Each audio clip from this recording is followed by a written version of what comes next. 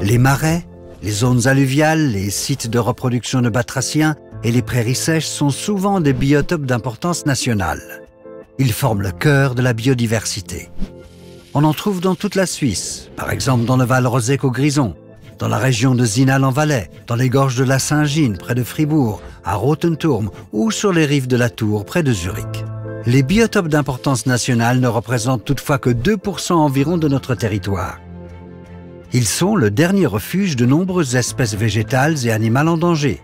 Pour nous, êtres humains, ils ont aussi leur importance. Par exemple, pour nous approvisionner en eau potable, nous protéger des inondations ou stocker du carbone. Ce sont également des zones de détente irremplaçables qui nous permettent de recharger nos batteries. C'est pourquoi ils sont strictement protégés.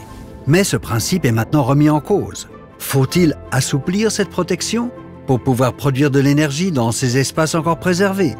La stratégie énergétique 2050 avait déjà soulevé la question. Le Parlement fédéral avait alors élaboré un solide compromis. Depuis 2018, il est possible de peser les intérêts en présence pour une partie des paysages précieux, à savoir ceux qui sont inscrits à l'IFP.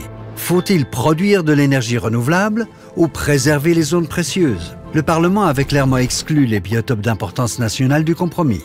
Aujourd'hui, des voix se lèvent pour changer de paradigme et affaiblir la protection des biotopes d'importance nationale.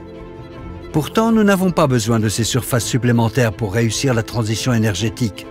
La Suisse dispose en effet de 2 jokers qu'elle n'exploite quasiment pas, l'énergie solaire et la réduction drastique du gaspillage d'énergie.